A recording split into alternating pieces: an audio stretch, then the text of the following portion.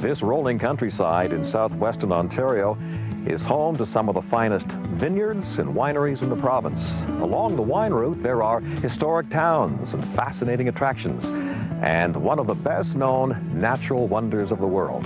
Hello, I'm Don McGowan. Welcome to Niagara-Wine-Country. With the spectacular falls as the centerpiece, Niagara is a wonderful four-season destination.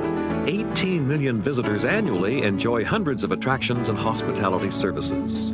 Among the fine vineyards of Niagara, there's much for history buffs, like a charming old port.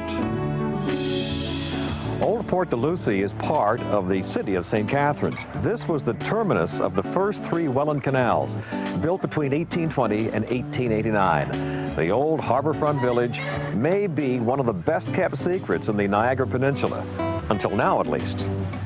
Across Lake Ontario, looming through the mist, the skyline of Toronto. With the building of the Welland Canal, Port de Lucie became a thriving maritime community. For almost 100 years, rowers from around the world have competed here in the Royal Canadian Henley Regatta. One of the top 100 events in North America takes place in St. Catharines during the last week of September. It is the Grape and Wine Festival. It is autumn, time to celebrate another harvest. A major highlight of the Niagara Grape and Wine Festival is the Grand Parade in downtown St. Catharines, the dominant center of the Niagara Peninsula. The parade attracts participants from Ontario, the U.S., and Europe. The festival runs for 10 days at the end of September. 200,000 spectators enjoy the color and pageantry of a great traditional street parade. The party continues in Montebello Park, where you buy food and wine tickets. It is lunchtime. Several wineries operate tasting booths with all their product choices on display. Nice way to start the afternoon. Wine and food in hand, charming ladies beckon. Vintage hot dog. A great lunch in Montebello Park. Not so many years ago, who would have thought that a country so far north with a cold winter could produce world-class wines? Surprise, there are over 60 wineries in Ontario, with Niagara as the leading producer of Canadian wines.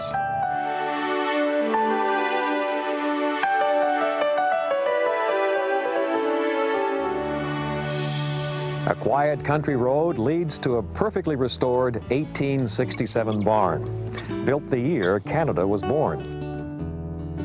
Herndon Estate Winery is one of the most picturesque wineries along the wine route, producing more than 25 varieties of wines. Ken Herndon is a second-generation grape grower. Back in 1988, my Uncle Fred purchased this property. He always had his eye on the barn, just a great old, actually it's an old cattle barn. Started the restoration on it and worked out quite well. We have 2 outstanding banquet halls here now, and like I say, over 100 weddings here a year, so it's a real showplace for the area. We're quite proud of it. Ken is also proud of the winery's many awards. The barrel room is part of the tour. Most of the oak barrels are imported from France. In the boutique, check out the superb ice wine of Herndon Estate Winery.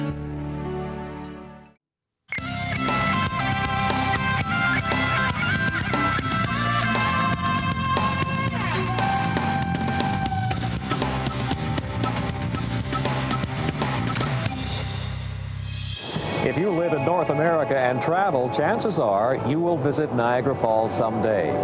Mention Canada in a foreign country and the name Niagara is invoked before hockey, maple syrup, and the Mounties. Put simply, Niagara Falls is one of the world's great tourist attractions. From towers and hotel rooms, we all have our favorite views. The Canadian Falls, first described as Horseshoe in 1721, are wider than the American Falls to the north. Both are true wonders of nature, inspiring an early tourist, Charles Dickens, to write, "Niagara was at once stamped upon my heart, an image of beauty." There is something about the falls that attracts poets, daredevils, and lovers. Why is this the honeymoon capital of the world? Well, some say that cataracts and waterfalls have always been associated with love and passion. I honeymooned here. It was close, And we were broke. How romantic. It's been called the prettiest town in Canada. Niagara-on-the-Lake is one of the oldest communities in southwestern Ontario. The downtown area has been restored in heritage style. Pick up a self-guided walking tour map.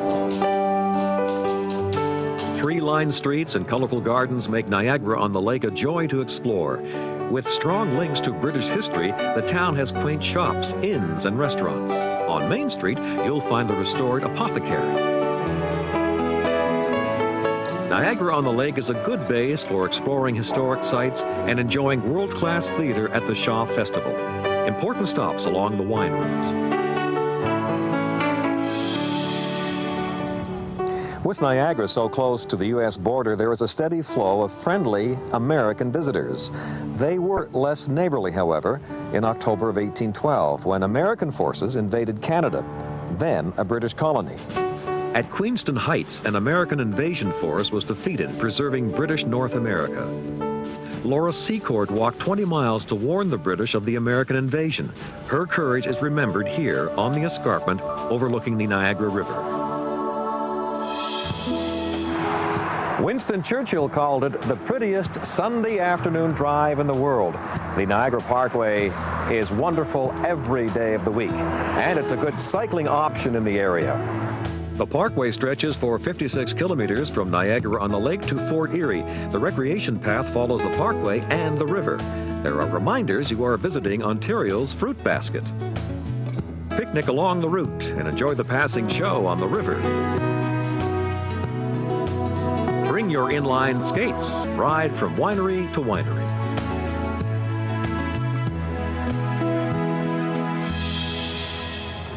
Three generations have been producing wine at Peller Estates. The Peller style is big, bold, New World wines.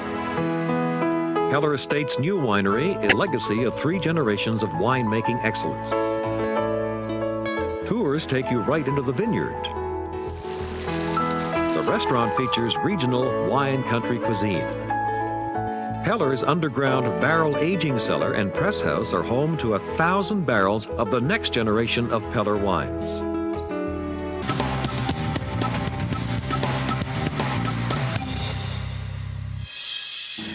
An Austrian-born Canadian buys grapevines from a local nursery. He produces some wine. The owner of the nursery says, "Your wine is great." The two follow a dream. And Inniskillen Wines is born in 1975. At the time, the first winery to be licensed by Ontario since 1929. So here's to the founders, 2 guys who helped start it all in Niagara. Carl Kaiser and Donald Zeraldo believe excellence starts in the vineyard with careful attention to yields to gain optimum quality. Inniskillen has an interesting 20-station self-guided tour. Everything you need to know about Niagara wine production is well documented as you move at your own pace. There is no charge for the guided 45-minute tour of the winery.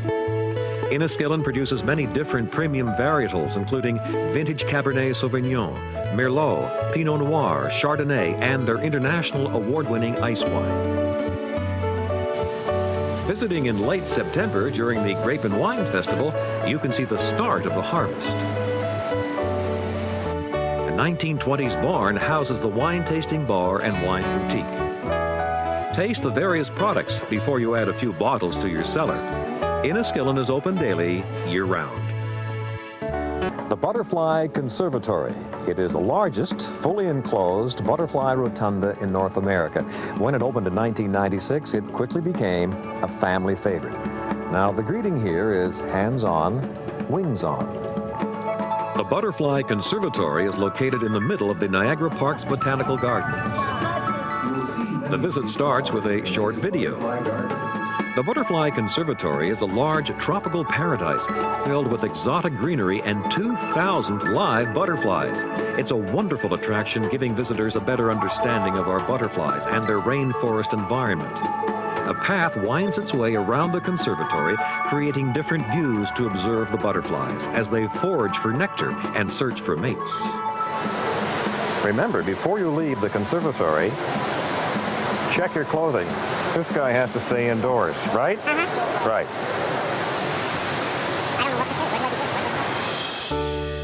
The Floral Clock is a popular stop on bus tours.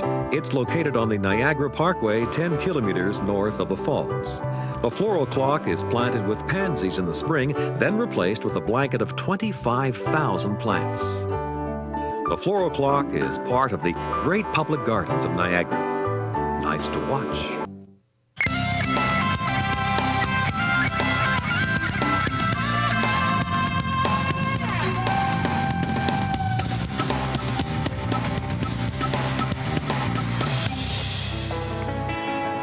Located on premium vineyard land of the Niagara Bench, Henry of Pelham Family Estate Winery has won major international and domestic awards. Located in a former historic inn, Henry of Pelham was founded by the Speck family. Vineyard and winery tours are offered daily from May through October. What is it about Niagara's climate that produces fine vineyards? Donna Everett is the tour center manager. We get that traditional 100-day growing period. Each year it seems we have milder winters, longer summers, warmer summers, even drier summers. So uniquely it gives the grapes or the vines to be able to produce incredible varietal characteristics to produce world-class wines. Tastings at Henry of Pelham take place in the retail store where the wines are first released, including specialty wines, limited editions, and back vintages.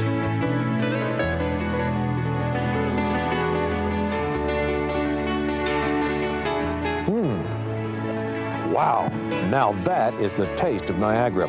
Most wineries won't allow you to do that. The grapes are destined for the bottle, so thank you, Henry of Pelham. Niagara-Wine-Country is a fertile field for antique lovers. You'll enjoy treasure hunting in Jordan Village, from high-end to low-end, the best of taste and the worst of taste.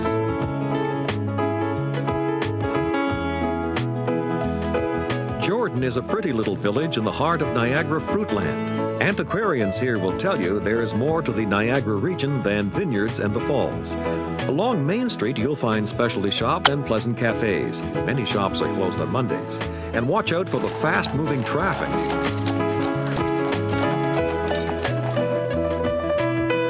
The village of Jordan is popular with day trippers out of Toronto who do not arrive by horse and cart. Among the diverse exhibitions in Niagara is a new, intriguing attraction rising out of a cornfield. It's a kind of farm of the future called Niagara Under Glass.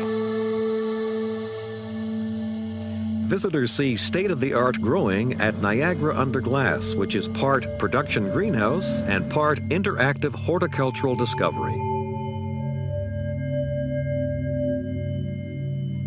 In a greenhouse the size of 6 football fields, Niagara Under Glass is the largest grower of calla lilies in North America.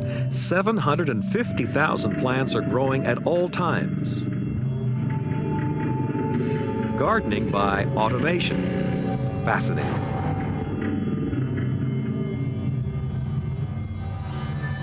Now, with a few cuttings, you get some hands-on experience as a potter. Yes, things grow fast here in Niagara.